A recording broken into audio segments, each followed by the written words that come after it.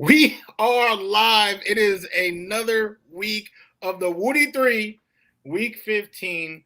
Okay, I apologize because I told you guys that I was going to be doing this every week. I missed last week. I had some technical difficulties, okay? But it's your boy, it's James Wudi, and I'm back. And with my man with the plan, looking over here, is Fitz. And he is here. We're going to talk some New York Jets football. I'm talking Jets, Jets. Yes. And we're going to see if I've earned in Fitz's eyes, if I've earned a perfect 30. Is this the week or is it next week? We'll see. All right. We'll see. Stay tuned. But hey, we're talking about this game against the Dolphins. So I'm going to pass it over to Fitz. There's a lot to say here. There's a lot to say here. It is frustrating because I looked at this game. There's a very intentional reason why I've switched to my Yankee hat. It's that time of the year. The Yankees aren't doing anything in the offseason this year. I am still in love with this Jets team. I still think there's a lot of future potential for Zach Wilson. And we saw more flashes of it yesterday. We saw more flashes. We did not see a complete game, sadly. We did not. And that was a little bit frustrating, but he did not play that bad. We saw some really cool things with his ability to be elusive. I think him and Mike LaFleur, and you coined this term, Mr. Wudi. I don't want to. He needs to legally change his name to Mike LaCeiling. He needs to change it. Like the LaFleur thing, you were spot on with this because he has done a tremendous job. I mean, that play where he threw it to Crowder and then he threw it back to Barrios, and that was amazing. That was amazing. The other play where they had where he tossed it to Barrios and he threw it back to him, and Wilson ran all the way to the left sideline, back over, throws it across to Griffin. Electric play. Electric. And the game, the play calling has been great, but I think the execution is improving. It is not where we want to see as Jets fans. It is not there. But I think we're starting to see things come together for this kid. That is putting us both in the same position that we were with Sam Darnold in his rookie year. We saw flashes. We were excited. If he could go and work on the right things in the offseason, he could be great. And I know we still disagree. And I'm not bringing this up as a negativity. I'm saying this is a positive. We saw fun flashes from Sam year one. And we are seeing some flashes here, and I think the offseason could do him very good benefit if he works on the right things, cleans up the footwork, and continues to improve on these easy passes. From Sam Darnold, and I know. We're trying our best to not talk about this ghost, right? But with Sam Darnold, I feel like you have to agree with me that we were seeing full games that were like, wow, this kid might be our guy. We were seeing full games. More than one, but less than what I would love to have seen. We did see a few complete games, the Packers game, no question, and a few others. Absolutely no doubt. Have we seen a full game from Zach? Who's asking? Well, we could say potentially the Titans game, but also not really. That game should have been won in regulation, but that was probably the closest he was. That is the closest, but I don't see that. That's what I'm saying. I don't think Zach is where we were all feeling about Sam the end of the season. Now he could still be there. The season's not over. We have multiple games to play, but Zach's definitely not there right now. And I'll tell you what I'm seeing from Mike. I can't even call him LaCeiling yet because we're not at this. We still have more to go. He's in La Coach's box right now. Eventually we'll reach all right. LaCeiling. But he has been incredible. He actually has been at the top of the game. So if you want to call him LaCeiling, that's fair. I just think that, from a stats standpoint, we have more to go. But his play calling has been unbelievable. And every week so far, like these last 3 weeks, everyone knows what's going to happen, right? Zach is just going to try to dink and dunk, but he's just doing it in different ways, in different formations, using different people to still get it off. But this is what happens, is that now it hits halftime, and they're like, all right, now, we got to adjust. We got to take this away. And that's when Zach has to also adjust and throw the ball more than 6 air yards, which was his longest pass of the first half, right? That great first half that he played. Yep. Throw the ball more than 6 air yards, and what do we see? We see incompletions. We see errant throws. We did not see a pick, but that's where he needs to. We haven't seen a full game, and now here's the thing. Here's the thing that I will compliment Zach is that, like, when we saw that first game, or like, let's go with the Titans game, because that is probably, the longest. When we saw that, it was like, wow, this guy, he thrives in chaos, man. Like, he, broken plays, like he can make something happen. And everyone was thinking if he could just make the easy throws, he'd be better. No one was saying, well, if he could get even better at being elusive, what could happen. But against the Dolphins, against, with the third string left tackle, like our O-line was hurting. This man was the most elusive I have seen all season. Like, he has gotten better with like feeling the pocket. Like that he has gotten better. But his throwing still leaves a lot to be desired. I don't think he is at that level where, we were with Sam, where it was like, all right, let's see, but again, we still have a lot of games left. Yep. He's dinking and dunking. LaFleur is killing the game, but when they adjust and they play up, like, I want to see against the Jags, because the Dolphins do have 2 of the best outside corners in the NFL. I want to see against the Jags before I. And their pass rush is also tremendous. So this was a tough defense for him to go up against. There's no question there. Yes. And was there highlights? Absolutely. Was there some less than pretty plays? No question. But I think one thing that I like but also don't love about what Michael LaFleur is doing is he is hyper focusing on the trouble areas. Right? I mean, we're not seeing deep passes. I mean, when was the last time we saw Zach bomb it out like he did against the Titans twice? We're not really seeing a lot of, throw it up and, let your receiver do it. But we're also missing receivers.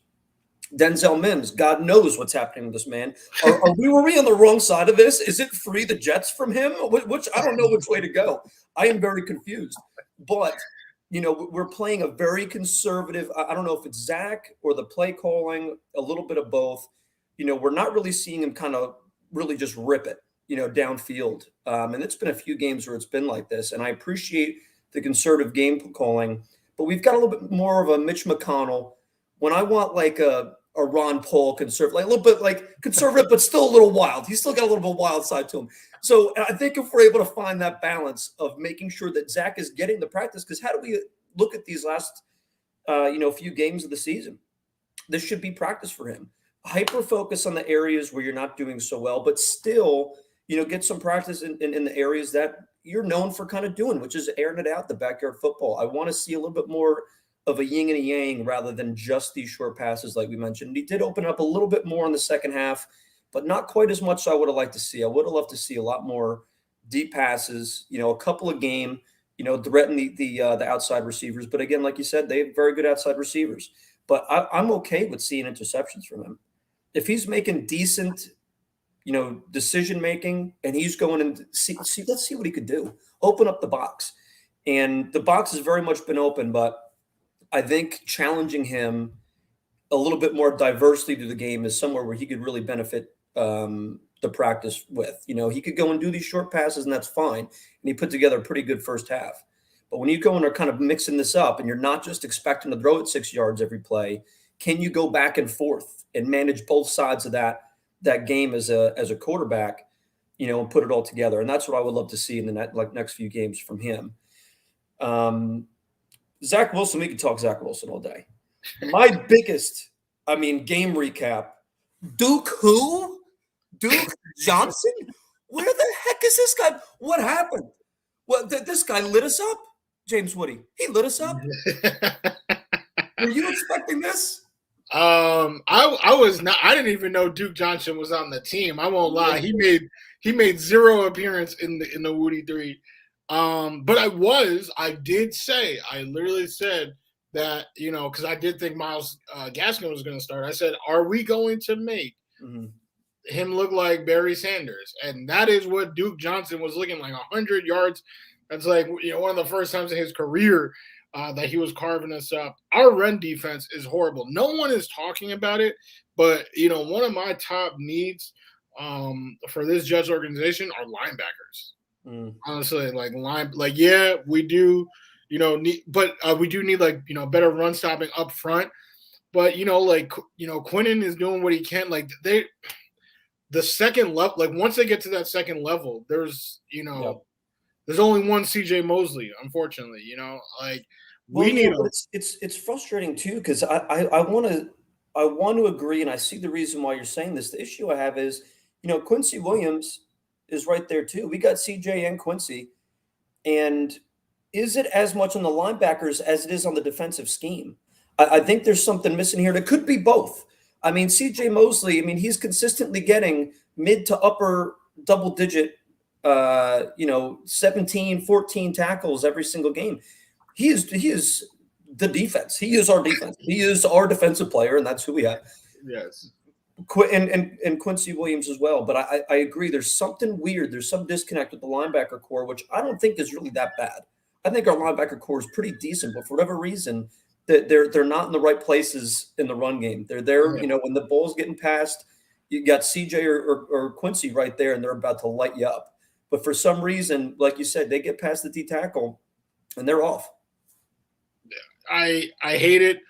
After seeing what Jonathan Taylor has been doing all year, I can't get as mad with the Colts game. But with these last couple of games, literally, it's anybody. It's anybody and everybody. The Miami Dolphins as a team, only averaged 82 rushing yards per game. They're They're a lower rushing team than the New York Jets, and they had over 160. They doubled their average on us with lesser talent. So it is really, really bad. If it's the scheme, that's a serious problem because obviously the whole reason why Salah is here is to be a defensive coach. Yeah. This is honestly, I still have PTSD from the offensive guru Adam Gase, who the king. Turn us PTSD from the king because we shouldn't have fired him. Of course, that's why you have PTSD. You miss him.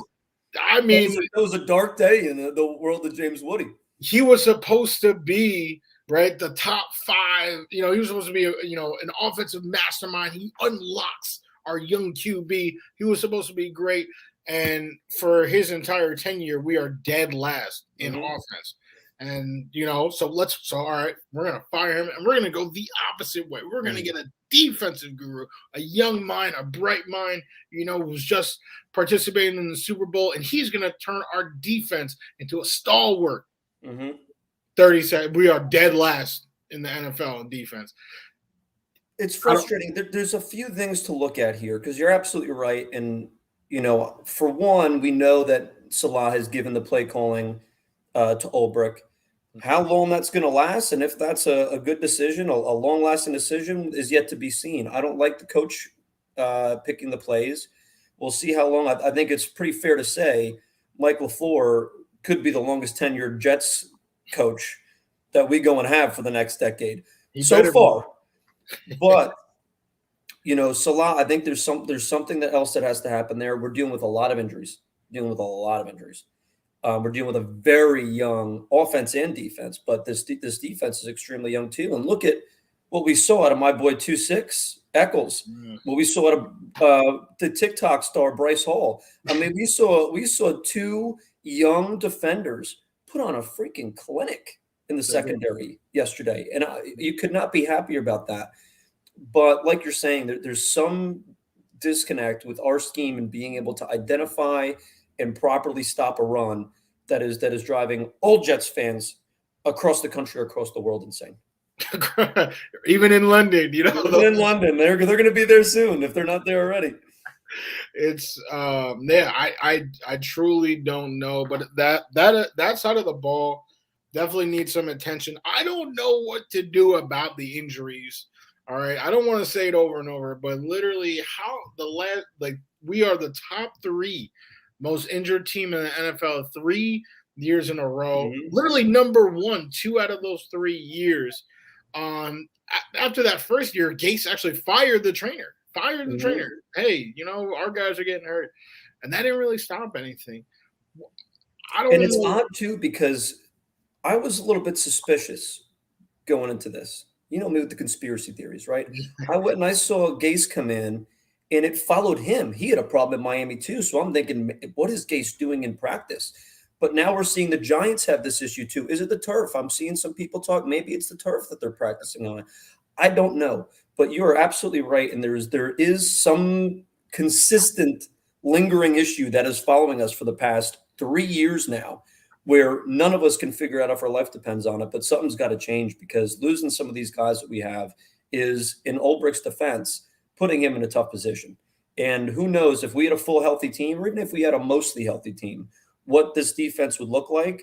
I want to say it wouldn't be dead last in nearly every defensive category, but you'd hope it'll at least be a few slots better. But it's hard to judge this right now because of all these injuries. But you would hope a good coach like Salah dealt with in San Francisco. He dealt with a lot of injuries over there too with their defense, and he still was putting on wonderful defensive performances. So they're not adjusting. The defense is not adjusting to the talent that they have very well. Is it a talent problem? Is it a defensive system problem? I don't know, but they got to figure it out quick because this has been tough to watch. It has, and honestly, let me just say something to all the Tommy Bagels and the Joey Bag of Donuts out there that are just so mad at their team. I think we can all agree at this point that Tom Brady is probably the greatest quarterback of all time. And he has a lot of skill. He clearly elevates a team. You see him yesterday? Did you guys see last night what happened when Tom Brady lost Lenny Fournette, lost Mike Evans, and lost Chris Godwin? That sounds like, you lost your 2 top receivers and your top running back. I wonder who's had to go out and play without their top receivers and running back. Could you imagine? Who would have to deal with that? Right? And what did Tom Brady do? He put up 0. The Bucs did not score a single point. Goose egg.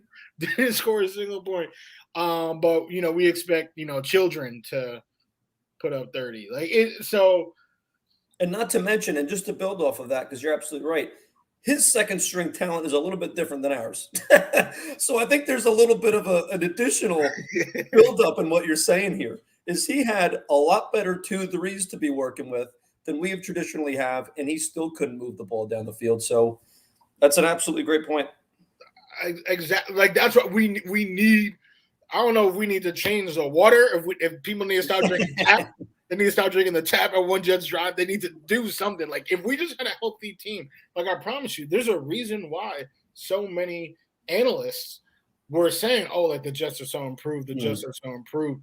It's these injuries that have just been so debilitating, and they're trying to build a culture. But, you have a culture leader in Carl Lawson just gone. A steady hand in Marcus May just got. Now we're just forced to play Ashton Davis, and the offense. Mr. Interception. He's Mr. Tungalova. I'm telling you right now, they are related. I don't know what it is. Well, it's funny. So me and you have had this disagreement now for a little bit about the number 1 receiver. We need another receiver. We need this and that. And I have historically disagreed with you just because I think we do have some fun, exciting players, catching the ball for us right now. However, I'm starting to think maybe James Wudi is right. I'm starting to think if we can't get this injury situation, do we need a true number 1, 2 true number 1s at every position? Do we need 2 number 1 starting quarterbacks? Do we need 2 number 1 wide receivers? Because unless we get this injury thing figured out, maybe I'm retracting my whole argument here. Because if you're saying this is a depth thing, rather than we need Chris Godwin and Mike Evans on both sides of the ball, or the quarterback can develop. I don't know what it is, because you got to assume we're losing one of these guys at least at every position. The way the things have been going the past 3 years. So I think it's time to start. We got to start building up some more talent. But I agree. Like, I literally think like that is a big reason why. I mean, you can never have too many good wide receivers. Like, the Cowboys had a great receiving core and then drafted CeeDee Lamb because he fell to them. And now Dak is like a consistent MVP candidate. Like, you can never have too many good receivers. You can never have too many good. Honestly, you can really almost most positions, quarterback, nah.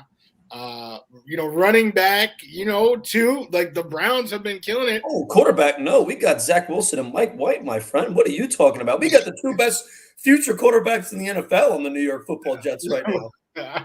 I don't know about that. I would love to see Mike White a little bit more, but I don't know. I mean, these reps are good for Zach, so we'll see. But yeah, I definitely think we need to stock up. And I honestly thought, like, when we were in the offseason, all the additions to the D line, I was like, I mean, this line is going to be crazy. But then everybody got hurt, and everybody hurt.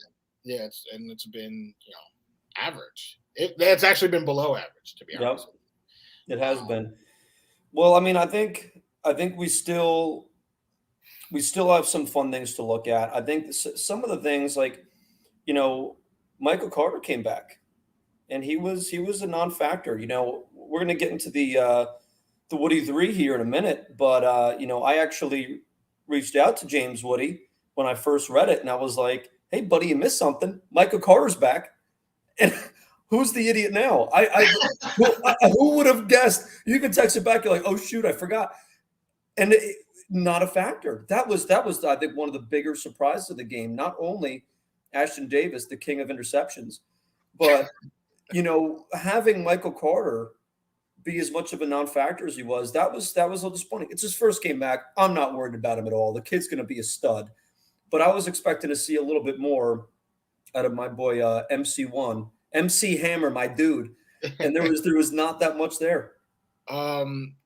Before I talk about MC1, let's just put some respect on Brandon Eccles' name, the true pick king. All right, pick 626. All right, Brandon Eccles with a tremendous game. Michael Carter. Honestly, like the Dolphins' defense on paper is actually stacked. Like, when I play them in Madden, like, it's pretty. They are stacked all around. So I wasn't really sure of what to expect. I felt like, those gadget guys like Barrios and Crowder would get really used by LaFleur because they're just so versatile. Mm-hmm. I wasn't sure what to expect with Michael Carter. Tevin Coleman ended up having some good runs. He actually had some good bursts, some good runs. And that's always been my thing about Tevin, is that he has this speed. Like, Michael Carter, and this isn't a knock on Carter at all, he is the more elusive back.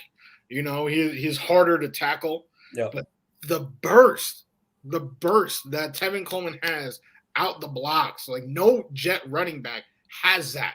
Yeah. So if he does get a lane, the boy's out. But he hasn't gotten any lane. Like, he hasn't got anything major. Not enough. And I would love to see, more of him and being able to do what he's doing. But, I think we've got, it's not quite the same, but this earth, wind, and fire thing the Giants used to have. Remember that with Brandon Jacobs and all those other guys? I think we've got three in their own right good running backs. Tevin Coleman, like you say, he's got the burst. Ty Johnson apparently can't catch a ball after last week. But, I love Ty Johnson. I think he is fun to watch. You typically you give him a screen pass and he's out and he's able to be, he's fun with the ball. Then with MC, but we're not really getting a three-headed dragon that I was kind of hoping for with this three core running backs. But, P. Ryan is another one. We didn't see anything out of him yesterday. Obviously, Michael Carter just kind of kicked him out. But, he's another one. We're getting back to some of these picks that we've had. What were we doing? And I think this is what's exciting, talking about the lack of talent, or the gaps in talent, especially when you have all these injuries. I think we're going to see a lot. We're going to learn a lot this draft. Was it Joe Douglas, just happened to strike gold, this draft, where he just, he had a great draft. It's still early, but I think most Jets fans could agree we're very happy with the talent we brought in this draft class. Definitely. Now, is that so much he just kind of hit it in the past couple of years? He just kind of a couple mistakes here and there, or is it the him working with Salah tandem? Is that really the true, way forward? Which I'm kind of leaning towards. I think Joe Douglas is a great, judge of talent, but I think him and having Salah there balancing him, hopefully we're going to be able to fill a lot of these gaps that we have when it comes to our depth, as well as some of these positions where we have some starters that maybe shouldn't be there, i.e. Ashton Davis. Obviously, that's an injury thing, but I mean, it was what, Joyner? Joyner in front, and we just kind of picked him up. I was excited to see him play this year, actually. That was a bummer, but Ashton Davis, I'm glad that we saw this. I'm glad, I never want to wish harm upon anybody, but we got to see and realize Ashton Davis ain't quite it. And sometimes, even if it's a negative, learning is important. And now we know he's not the future, and we need to bring Marcus May back, or we're in real deep trouble with the deep ball. Definitely. No, I truly believe that this next offseason, I actually think we're going to have my expectations are extremely high. And the main reason is because, I do think that Joe Douglas is a good evaluator of talent. I do think he is working in conjunction with Salah to build the same type of culture. And I am most confident of these sentences that Salah knows the type of guy mentally that he wants in his locker room. So I do think, there's a lot of, similarity there, right? Another huge thing is how they use their acquisitions. I feel like with Adam Gase, they were just signing guys almost like kind of to sign them. Like, hey, we lost Robbie, so we're going to sign Brashad Perriman. But there was no real plan to have Brashad be heavily featured. Adam Gase kept saying, he's going to go back to Steelers tape to use Le'Veon Bell. Now, no one out here is trying to say that Le'Veon Bell is elite. Matter of fact, he's too busy trying to box Jake Paul right now. You see that? How funny is that? But, I mean, Adam Gase, he wasn't, it didn't seem like he had any plan. Like, he was just flying by the seat of his pants. Robert Salah and that organization, Mike LaFleur, they drafted Elijah Moore, and they said, this is our guy. Like, LaFleur was probably lighting up in the draft room, like, all right, now we can run this, we can run that, we can run this, we can run that. And that's what the plan was with Carl Lawson, but it didn't work out. Corey Davis worked out. Michael Carter, every addition that they made, they literally squeezed the juice. So I think this offseason, another full offseason with those three guys calling the shots in, just in sync, not Justin Timberlake, but the three of them together. I have sky high hopes. 2 first-round draft picks. I literally think that we could see a major turnaround, provided that the kid with the keys gets some accuracy. Hey, I like the rhyme, and I think you're spot on. And I think he is showing each week he's getting better.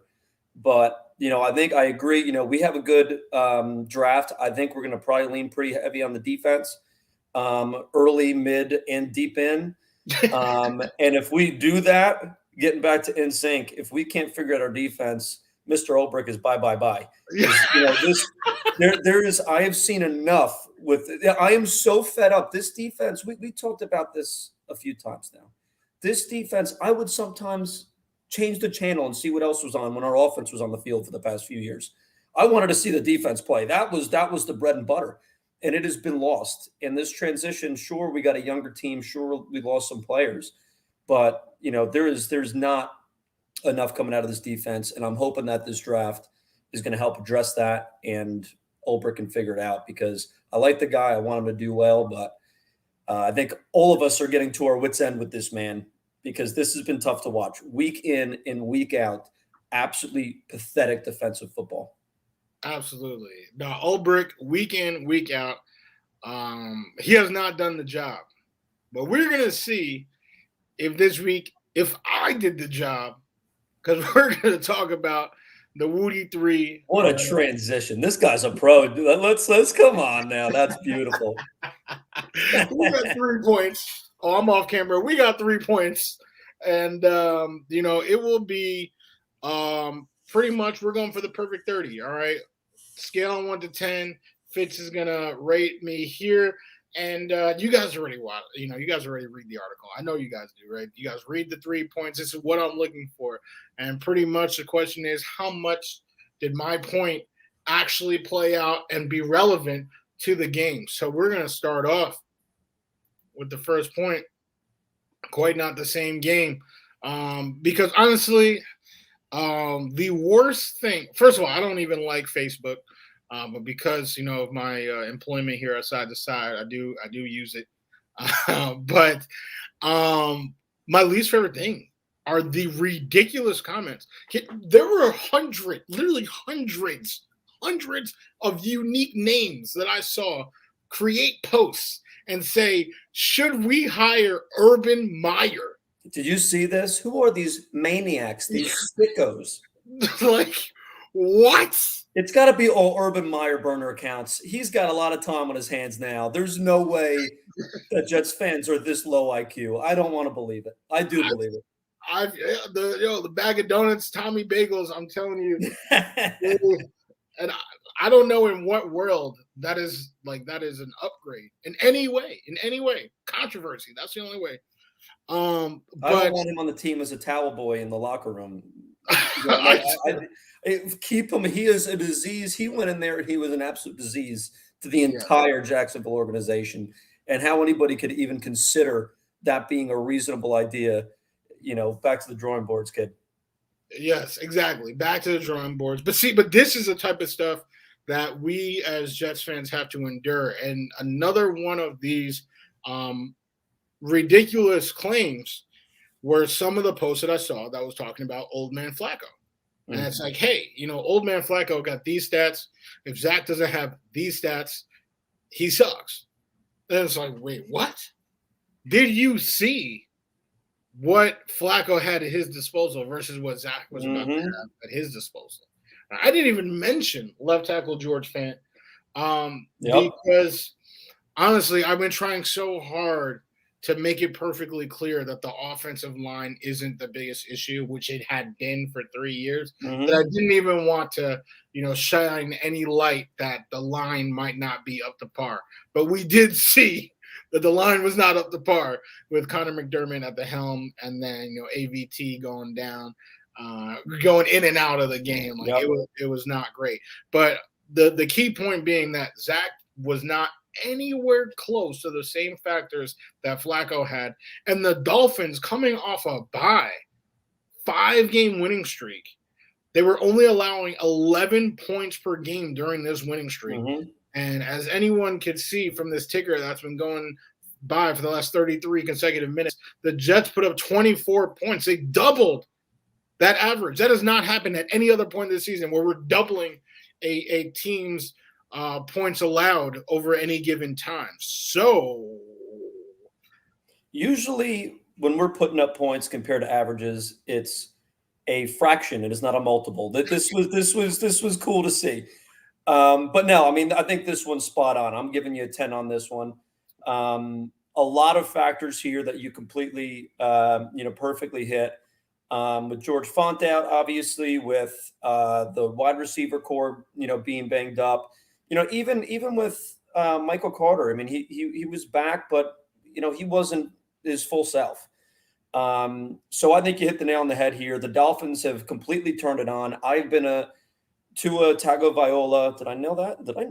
You did not. You didn't even come close. Not even close. Tua. We'll call him Tua. Tua. I have been a Tua denier for a long time. I think he was great in college. I thought that injury would be something he couldn't come back from. The guy's been playing fine. Not great, Not it hasn't been, an electric play that we've seen out of necessarily, but it is a lot better than when Fitz was over there and they were competing for the starting job. Tua was someone that you just couldn't. It wouldn't make sense to put him on the field unless you wanted to see what you can get out of a young kid, and that's why they kept rotating him in there. So he did what he had to do. 2 picks, one for a pick 6, obviously, but the kid's been playing good football, and overall, very different game this week than we did the first time we played them, and I think you nailed this one. Well, that actually plays literally directly into point 2, because we were talking We're nailing the transitions here tonight. We literally are. We are. Oh my God, we are cooking. We are cooking.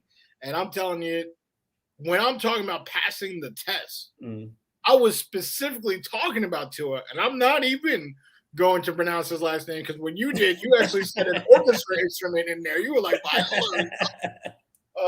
but this was specifically about Tua, and it was really at the heart of it. It was about Jeff Ulbrich in that defense, right? Can you guys stop the second worst run offense in the NFL and force this man to pass? Because if you force him to pass, right, he has not thrown for 300 yards. Are we going to be the first team to let him throw for 300 yards? We saw what we do against weak offensive lines. We actually do generate a pass rush, and that's why he threw a pick the first time to his cousin Ashton Davis. And then that's what I was expecting. I was expecting I said it in the article. This is the most important. If the Jets complete this, they will win this game. Can you stop the run to force Tua to pass? And if he's forced to pass, we're going to generate that pass rush. We might see another pick. You already said, spoiler alert, that he had 2. One was a pick 6. So that was a test. But unfortunately, the Jets, I mean, not the Jets, but the Dolphins had 160 rushing yards. So, well, I mean, like you said, I mean, you did tee this up where I can't go lower than the first one, because you used my point in 1 for number 2 very wisely, very wisely. So this one, I think, is another 10. I mean, you nailed this one. And this is why I think what you're doing here is so good, because I think you analyze this very well. I mean, our run defense stinks on ice. Tua, I think this was one of a couple games through the year where if we were able to stop the run and force the throw, I think we could have won a little bit more substantially, but we weren't able to do it. If we got up in a little bit earlier or more expansive of a lead early on and put Tua, behind center and making him throw the ball, I think this game would have been an absolute blowout. But Duke Johnson ran for over 100 yards. Did I just say that? Duke Johnson, Miami Dolphin, ran for over 100 yards against the Jets in 2021. This is Twilight Zone stuff. I never thought in a million years I would say this, but that's what happened. And you got ahead of this one really well. Well, that's like saying AP just ran a touchdown for the Seattle. Yeah, it's like, what year is this? How long have I been asleep? Wake me up. Okay, this, ladies and gentlemen, we are on the cusp. I mean, there is a chance. There is a chance we'll see. Matt already knows the answer, but I don't. So the excitement is here, and neither do you, right? You guys don't know either. So, size of the fight, size of the dog. This is actually a follow-up to something we spoke about on last week's on-aired Wudi 3. And that is, I think the reason why Zach has tunnel vision on Corey Davis is because he is 6'3". I think that he prefers a bigger target.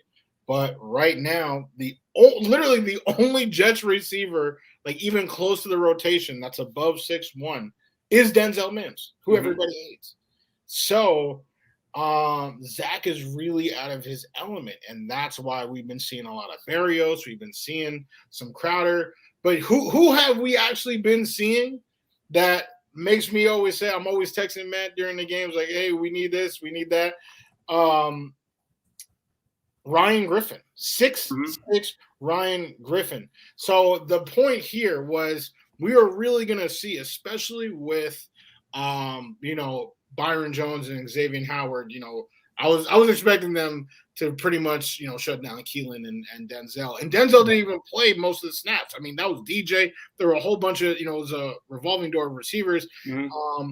But Zach, is Barrios about to be the leader again? Are we about to see nothing but gadget plays by the three, Michael Carter, Braxton Berrios, and Crowder? Or are we finally going to see him, throw to those bigger guys? I was really going to see, is it the size of the dog or is it the size of the fight? I was thinking it's the size of the dog. And we saw when he was in trouble, when he was in true danger and had to scramble, like you said, in that pass where, they had Barrios and Barrios threw it back. Who did he look for? Right? His largest across field. When he threw that ball, I was like, Zachary, no, don't go that way. That is what, those senses go off, that backyard football, and he's looking for targets. His longest receptions of the game, Trayvon Wesco. We're Jets fans. We know who that is. No one else on planet Earth knows who that is. Mm-hmm. Okay, and longer, the fans in London know him.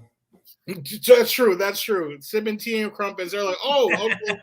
I was gonna bring out an accent, but it would have been horrible. Oh, I want to hear that. But he's 6'5", so yeah. I do think that there was something to be said there where when LaFleur, right? When LaFleur schemed up the play, we saw the type of guy that was on the receiving end. Mm-hmm. But when the play broke down, we saw who was on the receiving end.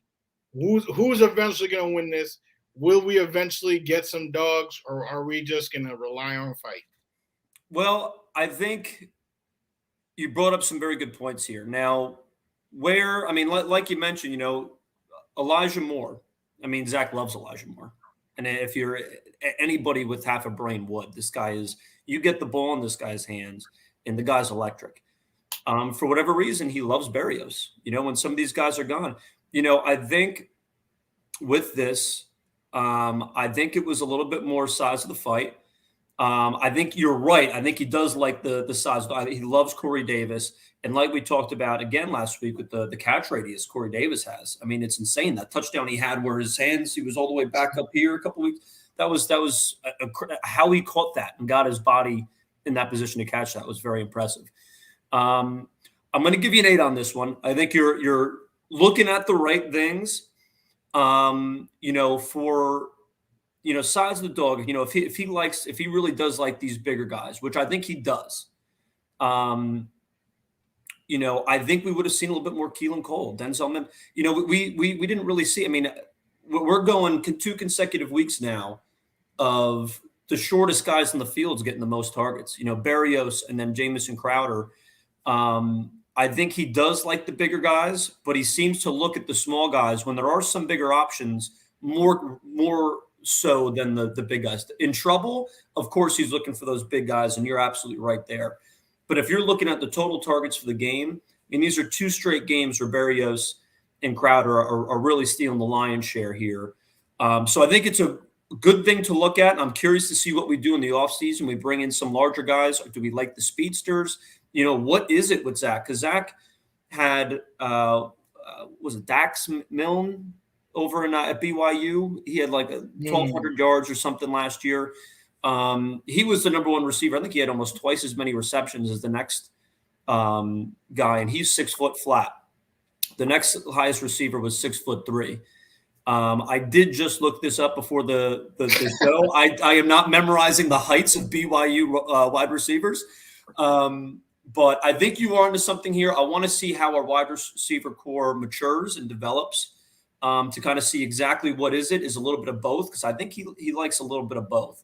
We might have to see. We might have to see next week, because my main counter to that is that like LaFleur is literally drawing up the play to get Berrios and Crowder the ball, because we obviously trust them. He is there has not been one play all year to get Denzel Mims the ball. Like, they hate him. Like, so I'm not expecting to see Mims, take over in targets. And Keelan, he is 6'1", so he definitely has a height advantage on them, but he's still not, that much bigger than your average NFL corner, and not bigger than the corners that we were just facing this past week. That's why I was really excited. Or I feel like this Jaguars game, like a team that is really bad, like we should actually look better, because I feel like we had 24 points. I know one of those is a pick six, but still, 24 total team points against a team that was letting up 11 total team points. I think that's an accomplishment.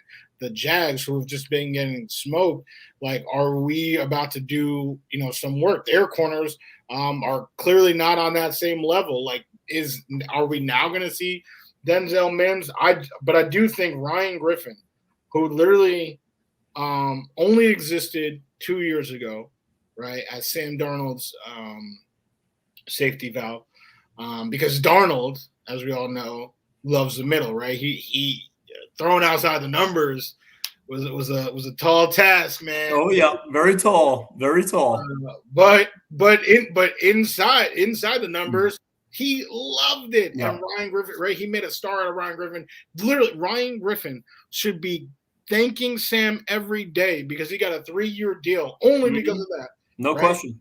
And then now here he's suddenly like reemerging a little bit, and I think it's because Zach likes the big dogs, but he is literally the only option, and that's with LaFleur and this offset of the Kyle Shanahan game plan. I've been saying since as soon as LaFleur stepped in the building, I was saying we need a tight end, because Jordan Reed, George Kittle, Austin Hooper, this system has made tight ends a lot of money. They're going to consistently be open. And it sucks that Ryan Griffin sucked, but if we had even someone like not elite, like, and no disrespect, because I want you to be a Jet, David Njoku, like if he would be incredible in this system to get these little, 8-yard, slants, and then, or actually not even a slant, but a curl route, and then just be able to turn it upfield and just a couple stiff arms, like. James Wudi, how many mock drafts did we do before this year that included us somehow getting Njoku? We've been eyeing him for some time. Yeah. And I agree entirely. And, Ryan Griffin, he's been here, he's played his role. He's not a number one tight end, but he's doing the best he can. The guy is slow as Christmas, right? I mean, he comes around once a year, but I like him. I like Ryan Griffin. We need to do a lot better than Ryan Griffin.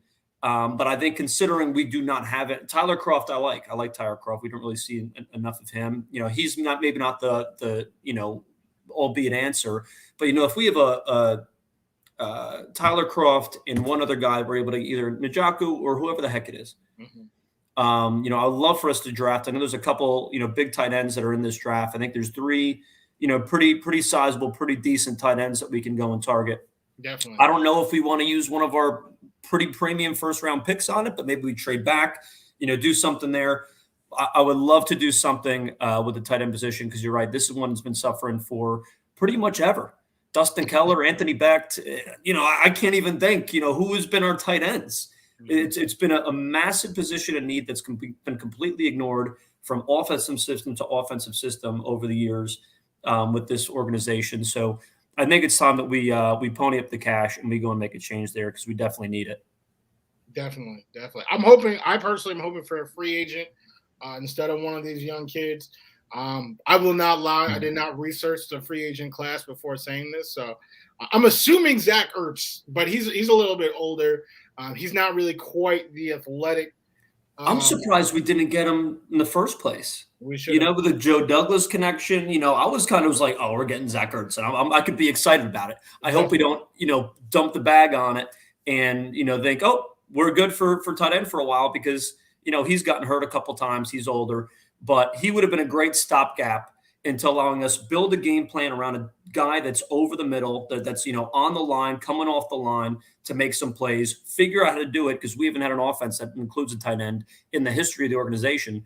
So if we're able to go and kind of learn some things with Ertz and then pick up a guy that could be here for a little bit longer, that would have been a very exciting thing to see. But I'm wishing him well over in the Cardinals, though. I like that guy a lot.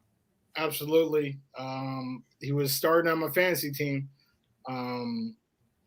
So yeah, kudos, and hopefully we get somebody. Because right now we have nobody, and it's a magnified problem because of this scheme that always has that tight end open, and I think Zach likes bigger targets, so it's kind of crazy. I feel like he's had to adjust because now he just has to throw to this Russian roulette of 5'9" guys. And I feel like that's what his accuracy is truly being questioned because as talented as all three guys are, I think Berrios, Crowder, and Elijah Moore are all really skilled players. No matter what you do, no matter what they can do, if you throw the ball 28 inches to the right, they cannot grab that. No shot. But a 6'3" man with a 72-inch wingspan can. Oh yeah. So hopefully, I mean, if we can narrow it down where every pass Zach Wilson throws is within 28 inches of the numbers, I think that's it consistently. I'm okay with that. There's been some throws we've seen it where he's throwing at the feet, just no good. But if he's able to get there, we get some bigger guys. That could be a great thing for his development. And I think most quarterbacks would love to see that. I mean, Zach's not a very big guy himself either. Yeah. How tall is Zach? Zach's probably 6'1". He looks like 5'9" out there. He looks short. So I think there's a visibility thing there. I think there's a comfortability there.